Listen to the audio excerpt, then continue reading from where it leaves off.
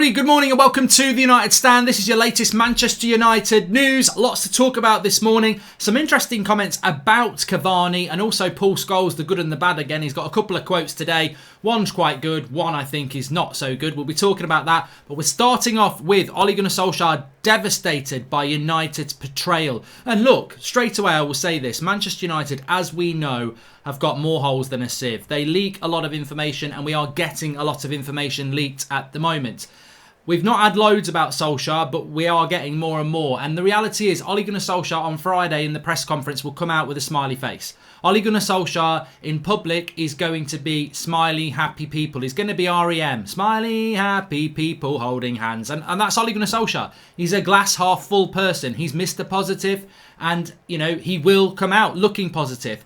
But quietly behind the scenes, not only is there big disruption and a feeling of disappointment in the fan base, definitely, but in the dressing room, but of course with Ole Gunnar Solskjaer as well. And whilst Manchester United Football Club allow spins to go out to deflect the blame from the board and the Glazers and throw Ole under the bus, Solskjaer, I think, should be putting more stuff out there. He's got friends who can put stuff out there, and I think we are starting to see little bits coming out. Because have no doubts about it, Ole Gunnar Solskjaer is gutted, disgusted, betrayed, and has been left hung out to dry by what has happened, not only in the transfer window, but what has happened since then.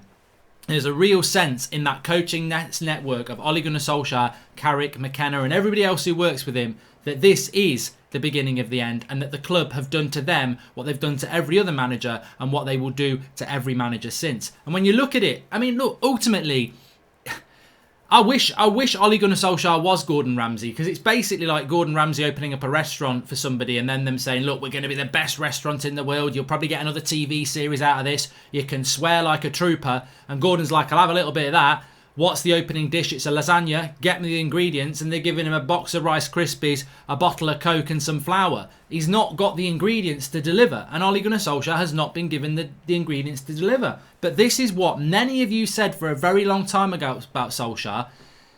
Remember, this was said, God, how long's Solskjaer been here officially now? It's 18 months, isn't it? It'll be 2 years in December that he took over from Mourinho. So it's about 18 months he's been manager of Manchester United. One of the concerns were, when he got the job, he was so desperate for the job. He was so happy to get the job. It was basically like any of us getting the job. You give the Manchester United manager's job to Ole Gunnar Solskjaer and you basically get somebody who's so desperate for it, it's a dream come true. They'll take the job on whatever the terms are. They'll be a yes man. And ultimately, Ole has fallen on that sword, hasn't he? He's ended up being played and abused and betrayed because he's a yes man. Because they know he's so desperate for the job, he's so desperate to achieve, and he's never going to make it obvious that he's not happy. He's never going to do what Mourinho or Van Gaal did. He's never going to be a problem for the master plan of Woodward and the Glazers, which is just making money for themselves. And ultimately, many of you said that. I remember it being said at the time. Ollie's at the wheel, we want him to do the job, but when the wheels come off the bus, what happens then? Is Ole Gunnar Solskjaer the right personality to defend himself? And I think this is what we are now seeing. He is being hung out to dry. And look, whether you're Ole out or you're Ole in, imagine this was Pochettino, imagine it was Mourinho, imagine it was Van Gaal. Whatever manager you like, don't really think about Ole for a moment. Think about the way they've been treated.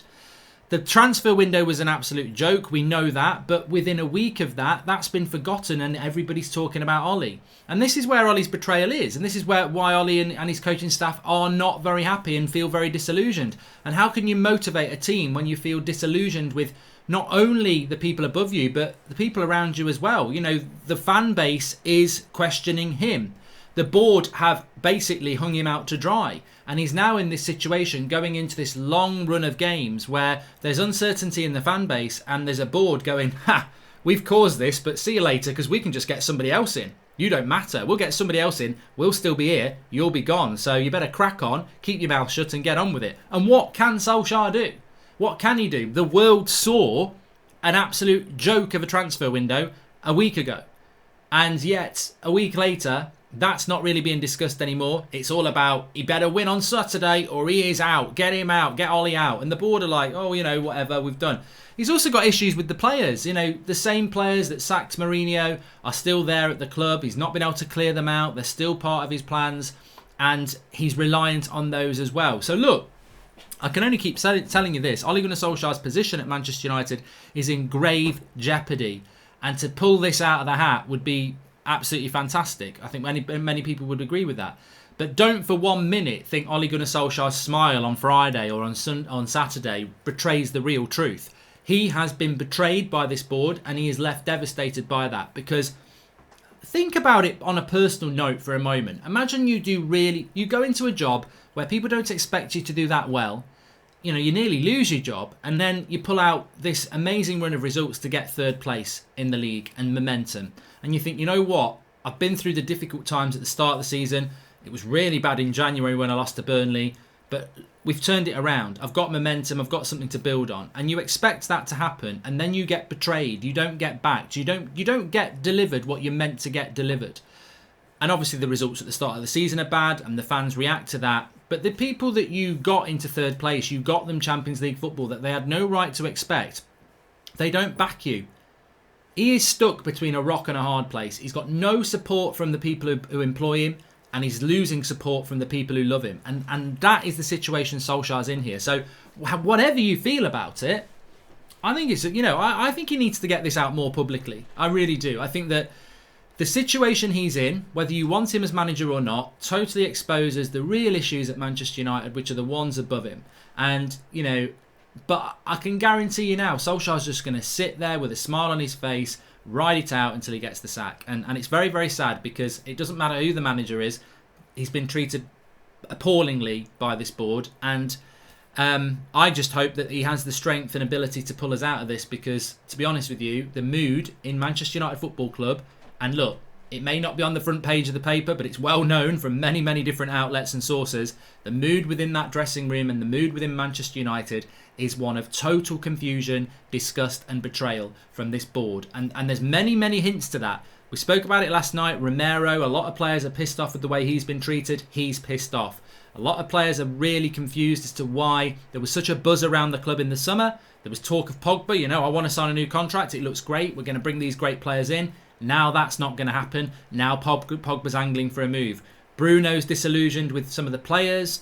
And that's just 3 examples. There are massive, massive issues in that football club. And as we know as a fan base, we've seen it all before. This happens. The fractures start. The heads start to drop. The results disappear. And the players sort of go, well, look, you know what? What's the point? I'm on big money anyway. I'm not going to get sacked. The board don't really care. What's the ambition? What's the vision of this club? And ultimately we as fans just keep suffering, and whoever the custodian of the managerial is. Did you read a bit from Henry Winter's paper? Rips into Joel Glazer, says he thinks he's above all fans, does care, and should never be sitting with Sir Alex Ferguson, says Dazu W. As much as I love Ollie, he was never going to be the man. He's just another scapegoat for the board to suck funds. When will the cycle end, says Aidan G. I agree, Aidan, and I think it's a very, very bad situation. Look, I'm reading more and more about this project restart of whatever. Manchester United are heavily involved in this, and I think anything Manchester United Football Club are pushing, whether it's Ed Woodward or the Glazers, is a bad, bad thing for football. Look, we are the ultimate example of that. Manchester United Football Club is owned by these people. Ed Woodward runs our club for the last 8 years, and I would say to any other Premier League club, any other Premier League chairman, any EFL club, do not go along with a plan that the Glazers and Woodward are pushing. Don't. 18 teams, whatever. As I said last night, I haven't really got a lot of time for this because I'm more focused on what's going on at my club. But I'm telling you now, don't vote for anything the Glazers and Woodward are behind, because look at what they've done to our club. Do you want them to get a grip on all your clubs, all the Premier League? No, don't let them have anything to do with it. They are incompetent, greedy people. Just look at what they've done to Manchester United. Do not sign up to anything that they are pushing, but that's your lesson. I wish we had some say in them taking over our club. If you've got a say, I wouldn't go along with anything they are doing, because they are not interested in football. They are interested in making money for themselves. So why would anybody be signing up to something that the Glazers are pushing? But then again, they will sign it, and then in a few years' time they'll go, I wish we'd never done that. Look at football now. It's a joke. They're all off to play in a European league and these super friendlies, and we're all just left here without a pot to piss in. Well, you know what? You've took your piece of silver that they've offered you at the start, and there's nothing else coming in. That's their problem. Ollie really needs to revamp his coaching staff to help out get the best out of his players. He's in big trouble now, says Che with Gary. And Mark, would you take relegation this season if it meant the Glazers would sell the club? Says Clarkey. Clarkey, I mean, look, I respect the fact that you've put a super chat in there, but I mean, it's like saying, would you lose your leg so that the Glazers would leave Manchester United? It's not. It's the most, it's the most ridiculous hypothetical there is. If we get relegated, the Glazers aren't going to sell us because the value would plummet. They want the top level. The reason they're holding on to this club is because they want, when they sell, they want the highest fee they can get. They don't know how to get that highest fee, but getting relegated, they're not going to sell us on the cheap. Like, they're not going to sell us on the cheap. So your hypotheticals, you may as well say, would you eat a bowl of shit if the Glazers sold the club? And I'm sure many people would lose a leg and eat a bowl of crap and get relegated, but it's not real. It's just a hypothetical situation to show how desperate we are as fans, the things we would do to get rid of the Glazers. Relegation's not going to be the thing. So it's just a fantasy to come out with that, I think. I am bemused that fans are still behind the Glazers, says Giant. Well, they're not, are they? They're just powerless to do anything about them. And if the plan is to waste an entire generation of talent, then 2 thumbs up. Great job, says Sean Finity. And look, you know what? I want to talk about what's been said about Cavani and what Scholes has said about other things as well. But I'm still going to say this. Betrayal, devastated, of course. I think this international break for Ole Gunnar Solskjaer has been horrible. I'm sure he's been sat there every night, every day, thinking, I'm a dead man walking, in a managerial sense, because you are. And if you don't realise that, then he's more glass half full than I think. He will believe he can turn this around. He will have a smile on Friday, like I say. But he ain't a stupid guy. He's not stupid. He knows what you know. He knows he's in massive trouble. And he knew he was in trouble anyway. You know, even if he'd been given up a Meccano and Sancho, would he still be in a job at Christmas? I think is a great point. But without those signings, he's absolutely been exposed. That board has done what it does to every manager, right? You're in a battle, and they've, it's basically like Man United's the castle. There's a big army out the front. There's a moat. The bridge is lowered. Ollie and his men are sent out. They put the boat. They pull the thing up, and Ollie turns around and says, "Well, where's my reinforcers?" No, we're just going to watch from this castle. We're going to lift the drawbridge, and they can't get us. They can't get at us now. But Ollie, you are cannon fodder. You go out and fight. If you win, well, we'll let the bridge down and we'll welcome you back. But if you don't win, that angry mob ain't getting at us, and that's what they've done. They've sent Solskjaer out. They've said, "Don't worry, we've got reinforcements coming." The bridge goes up. And he's got to fight this season on his own with what he's got. And many of you quite rightly think he hasn't got enough. And he will be destroyed by that battle he's got to fight. But when that battle's fought, the Glazers and Woodward are going to be up on the castle walls going, "You can't get at us. You can't get at us. We're going to get another manager out though. You'll like him for a bit, and then you'll turn on him, and we'll watch it all again." And that's the situation he's in. And you know, somehow Solskjaer's got to pull a miracle out. As I said a couple of weeks ago, I think top 4 would be miraculous. But don't for a minute think that Manchester United, Ole Gunnar Solskjaer, his coaching staff, his players are just there going. You know, you'll see all the pictures when they return on Thursday from international duty. But don't for 1 minute think that that's a happy football club. It's not.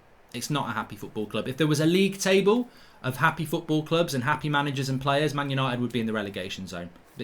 That's a fact. They would, because the players aren't happy, the coaching staff aren't happy. They've been absolutely let down by the board again, and they will be the victims of it again, like Mourinho was. Mark, can we just stop funding United until it ends? Says Greg Johnson. That won't work. Ollie needs to be nasty, and put out some public comments. I think Ole Gunnar Solskjaer is an inexperienced, and Mate Keane is assistant, says Balaji. I think Ole Gunnar Solskjaer is inexperienced, and that was one of the things we always said. And I think he's inexperienced in dealing with the media. We've seen that a year ago when he said, "You'll be surprised at the quality of player that wants to come to this club," and we weren't. And when he said back in March, you know, we're in a position to take advantage of this market. I mean, sentences followed by unfortunate events. Ole Gunnar Solskjaer actually said at the end of March, COVID means that we will be in a really good position to take advantage of this market. The same club on transfer deadline day is thrashing around like a fish out of water, desperate. I mean, you know, Ollie's not experienced in dealing with the media. He comes out with things without knowing it's going to happen. But that will be his downfall as well, because right now, The transfer window closed a week ago, like I said, and a lot of last week was about Pochettino and Ollie. Where's that come from then? You know where that's come from. That's come from people who want to deflect the blame from themselves onto Ollie. So the club are very good at playing PR. They've got a PR spin for them. But Ollie should not be under the PR spin of the club, because the club will be saying to Ollie, "Don't worry, we'll look after you." That's like leaving your newborn lamb with a pack of wolves. Don't worry, you go off and enjoy your night out. It'll be fine when you come back. Ollie will be under the PR of Manchester United Football Club, but he needs his own PR. And he knows journalists in Norway. He knows journalists in UK. He needs to have a confidential relationship with one of those journalists where he starts putting information out to defend himself, because the club will not defend him. The club will pretend that they're defending him, just like they did Mourinho, just like they did Van Gaal. But the club will protect itself, and itself is the Glazers and Woodward. And they are already very happy to see these stories out there about Ollie and Poch. Well, that doesn't help Ollie. Ollie, don't worry, we've got your back. I've got total confidence in Ollie. We've got no plans to sack him. I mean, it's words. He's got to start defending himself. That's what management's all about. It's just the same on Saturday night. He's got to start dropping some big name players. And if he just goes along for the ride, he will be gone. They'll open the door and they'll kick him out. We need 5 at the back with these next fixtures. Matic DM, Pogba on the left, Donny on the right, Bruno through the centre with Rashford as a number 9, says Tony Whitehead. I've never heard such a ridiculous formation, Tony, but there you go. If you want to watch Manchester United playing 5 at the back and a couple of CDMs against Newcastle United away, then good luck with that. I'll be drinking Red Bull to stay awake. Ollie lost 1 game against the top 6 last season. I think tactically is better than people think. The issue is the coaching. Learning patterns of play, says Joe Keegan. Well, Joe's got a good point there. Many of us have said that, look, you can have an inexperienced coach in Ole Gunnar Solskjaer, but can you afford to have inexperienced coaches like Michael Carrick and McKenna? And I'm all for that conversation. I don't think, when you look at the coaches that Pep's got, that Jurgen Klopp's got, that Spurs, Mourinho brought in, he brought the guy in from Lille, didn't he? I think it was Lille or Lyon.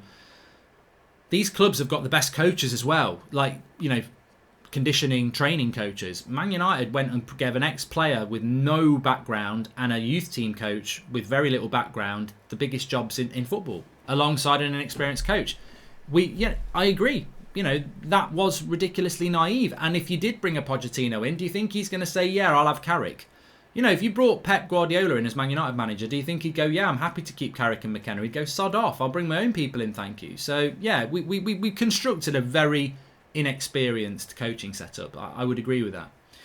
What would your reaction be if come match days bench Bruno in the same way Jose benched Pogba or Arteta?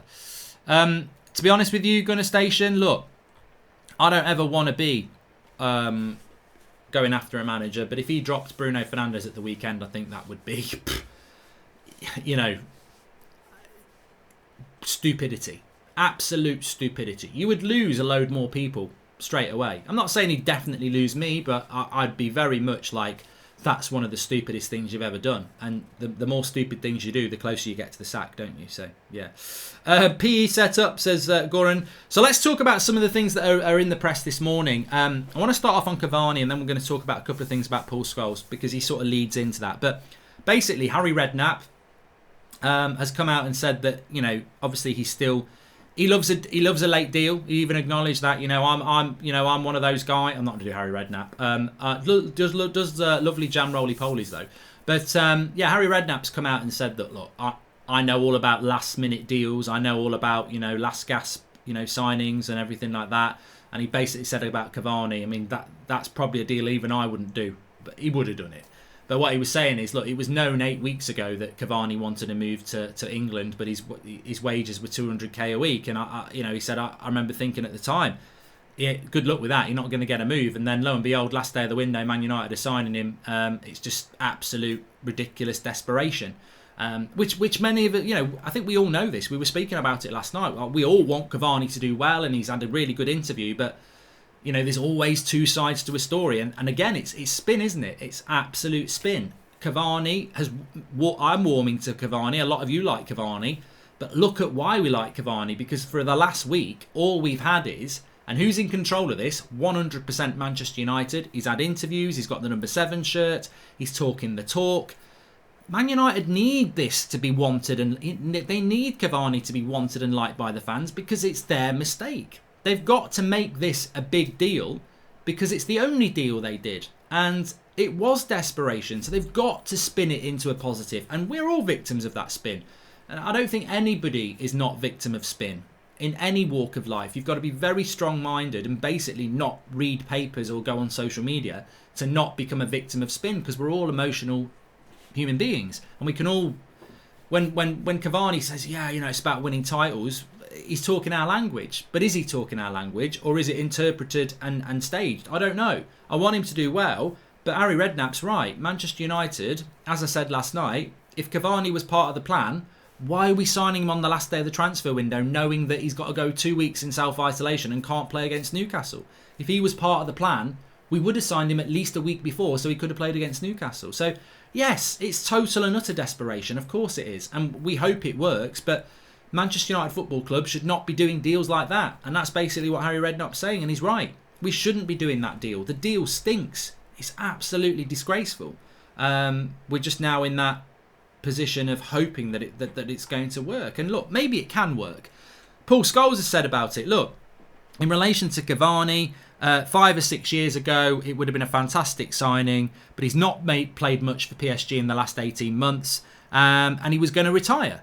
So how is that a player that Manchester United should be signing? And he said that it should be a loan signing. Well, you can't sign him on loan because you can't sign him on loan, Scholesy, because he's not part of a club.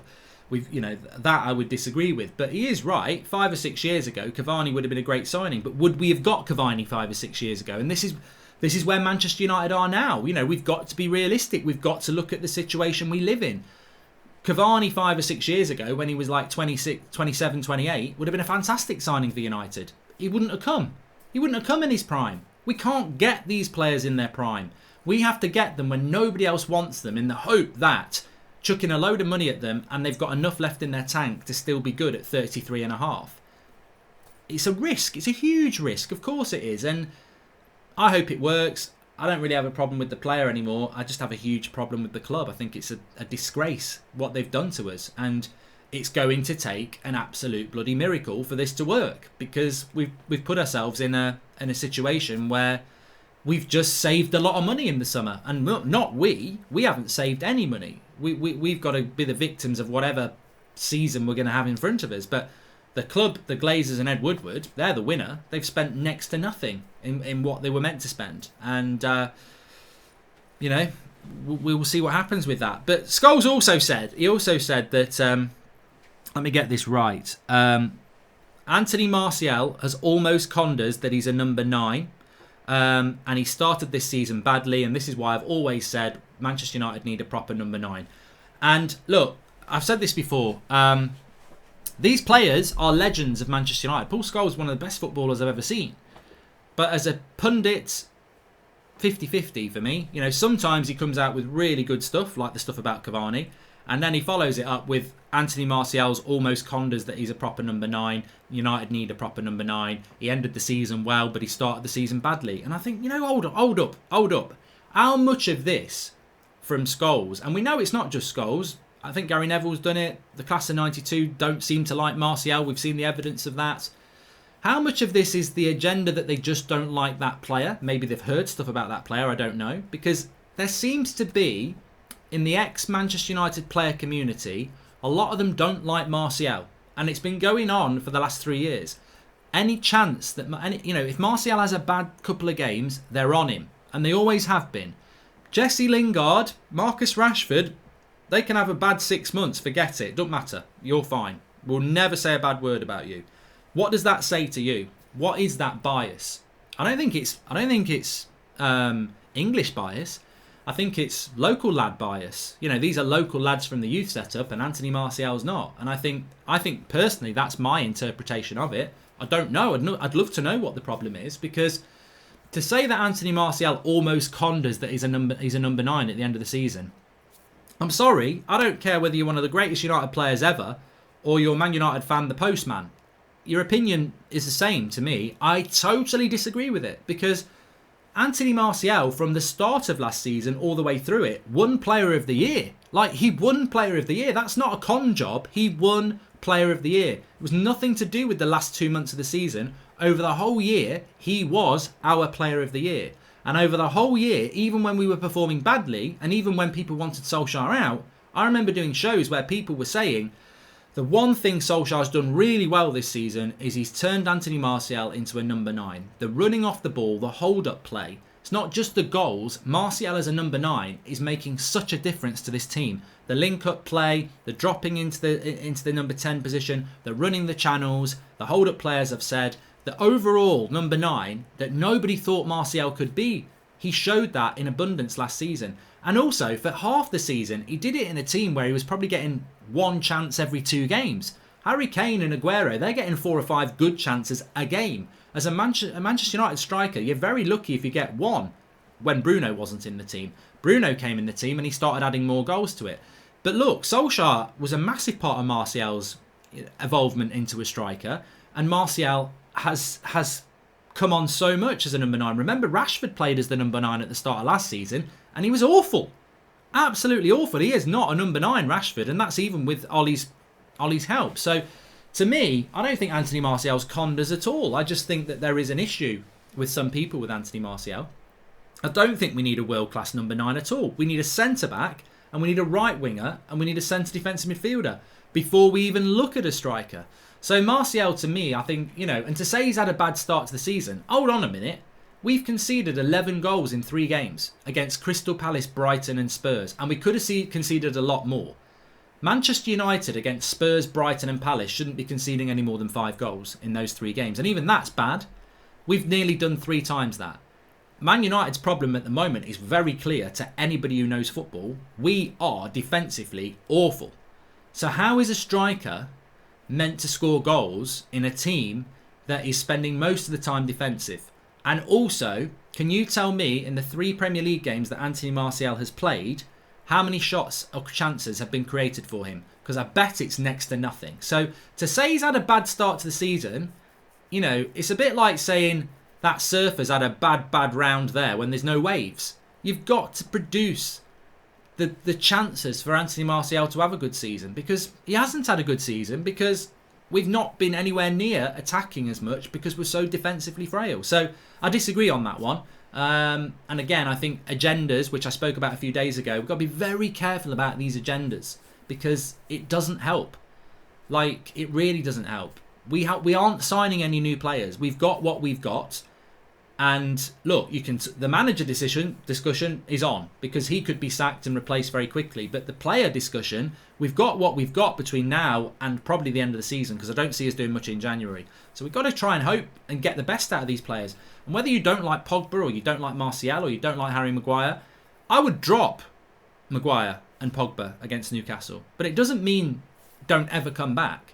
To me, it's a jolt. I think some people think when you drop somebody, it's like get out and never come back. It's not that for me. We need them to come back. We need Harry Maguire at the best he can play. We need Paul Pogba at the best he can play. This is a jolt. This is about saying you cannot perform like that and expect to get picked in the next game. You're out. You drop them and then they come back maybe the game after that with a kick up the arse. This is what I'm talking about when I'm on about rotating the squad. I'm not on about kick Harry Maguire out the team forever. I'm saying kick him out the team so he knows he can be dropped. And that might focus his mind to come back and be better, because players aren't going to get better by just playing crap and then not being dropped. It doesn't send the right message, I don't think. Cavani is a poor signing that secured Pellistri, says Pete Squire. Welcome to Patricia Redfern, latest member of the United Stand Members Club. Thanks for joining, clicking the join button and supporting the channel. Martial's form was a circumstance of Ollie's presence. When his form dips, the system fails him, says Che with Gary. And United cannot be satisfied with all this negativity. Ollie is one of the biggest stars of United. His goal in the final in '99 can be seen here on YouTube, along with all his other goals. Ollie in, says Lars Henrik. Okay. And just on that Pellistri comment, I've seen people saying, I just think Pellistri's going to be a superstar. I don't know why. I think he's going to be a phenomenon. This does not help. It doesn't help. We can't be that club. Don't do this. Pellistri was a desperation signing on transfer deadline day. We had scouted him for a long time, but it didn't need to happen now. We could have done it in January. We could have done it next summer. It was desperate. Amad Traore was desperate. These deals didn't happen on the last day of the window for any other reason other than we were desperate. You don't do deals like that on the last day of the window. Every signing we did was desperate apart from Tellez, because we knew we'd been working on that for weeks. To say that Pellistri is going to come into this team and tear the Premier League up is so unfair on him. He doesn't have that background.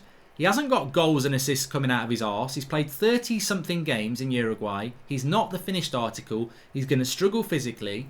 I hope he comes in and tears the Premier League up. But the chances of it happening are probably 10%.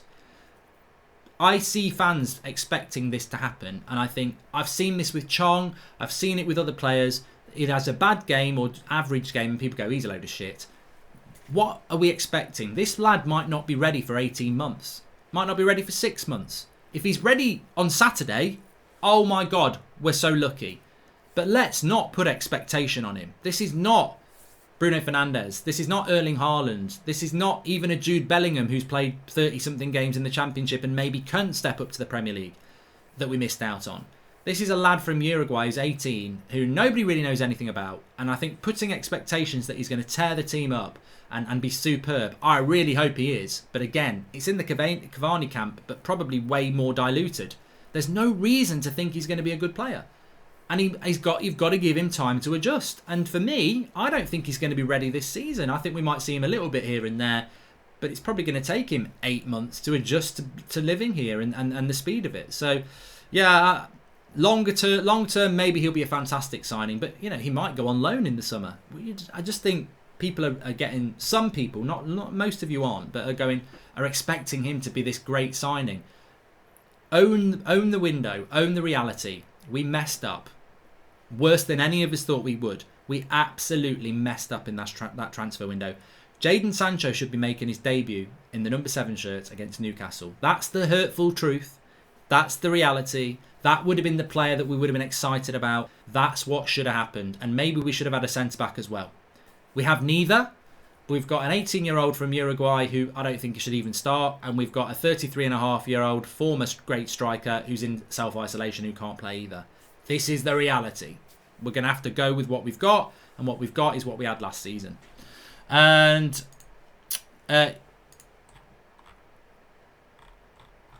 sorry, let me just read this. Alex Tellez in a back 5 would more likely be a left midfielder going forward. Football won't actually be necessarily boring, Mark. Trust his attacking skills, says Abhishek Sharma. No, I think Tellez would work well in a back 5. I've said this before. The problem is Aaron Wan-Bissaka doesn't work well in any attacking fullback position. And, if I was a coach and Man United play a back 5, straight away I'm just going to double up on Tellez because Wan-Bissaka's just not worth bothering about. So it's too easy. Teams are too easy to nullify when they've got one attacking outlet. And in a back 5, it's just going to be Tellez because the right-hand side is dead. Wan-Bissaka as a right wing-back is just useless. And we would become very left-sided. And we'd be very defensive with 3 centre-backs. And it becomes a back 5 because Aaron Wan-Bissaka doesn't know how to play as a wing-back. He's a right-back. He's not a wing-back. A wing-back is basically a winger. And that's not Aaron Wan-Bissaka. So it becomes a back 5 straight away because Wan-Bissaka can't play wing-back. I'd rather play Brandon Williams there, which he's not going to do. Martial doesn't get shots in because he's never inside the box like a proper striker. Mark, you have the agenda defending him. Everyone knows it, says Robert McCormack. Robert McCormack is the person who's got stained Harry Kane posters on his wall, so we don't need to take any notice of his Martial hate. But what I would say is, if anybody actually believes Robert, is that tell me how many chances created in the box. Tell me how many good balls have been put into the box in the last 3 games. You won't count many. So tell me how much possession we've had round the edge of the box in the last 3 games. You can't score as a striker if you're not getting chances. And it's not Anthony Martial's job to get the ball from the back 4 to the penalty box. His job is to be in and around the penalty box. And we don't do that. And we haven't done that for 3 games. And it's very clear to me that these people who keep going in on Martial are the ones with the agenda. Whether it's ex-players or fans or whatever, it's very clear that their issue with Anthony Martial is based on agenda and not the fact that he was Player of the Year last season for a very good reason. The clue is in the title, Player of the Year. Anybody who's having a go at him after 2 or 3 games, or 2 and a bit games because he got sent off, is doing it because they have an agenda. And to say that United's priority position is a striker is madness. Why would you buy Harry Kane or Erling Haaland or any other Lewandowski and put them in that United team? You may as well get them an armchair, the Radio Times, a nice cup of tea and a packet of hobnobs, because that's about as much use as they're going to get as in the number 9 shirt for United, because we're not getting anywhere near the box. Like Lewandowski and Harry Kane and all these great strikers, they score lots of goals because they play in teams that create lots of chances. We don't create chances. So it doesn't matter who you know. How can you say, it's like having a car with no wheels, but putting a great engine in it. It's going nowhere. It doesn't matter. You can't do anything with the engine because you've got no wheels. How can a number 9 be the priority position for United when we're not getting the ball to them? We need a right winger and we need a centre-back. They're the 2 positions we need. They're the priorities, in my humble opinion. Anyway, thanks everyone for watching. I always enjoy the morning show. Gets the day up and running. Obviously got the 8 o'clock show today as well. It's 8 games. What more do you want, says Robert McCormack. What are you on about 8 games? Don't know what you're on about 8 games. Get back to your Harry Kane poster.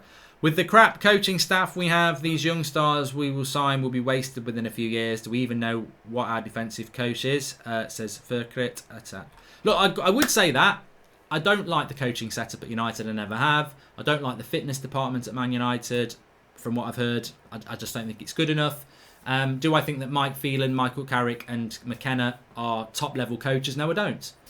Do I hope that they will prove everybody wrong? Yeah. And are we not in the same position with Ollie with that as well? It's a very cheap, a very questionable and a very quiet coaching setup. They never put information out there into the public. Mourinho was very clever at that.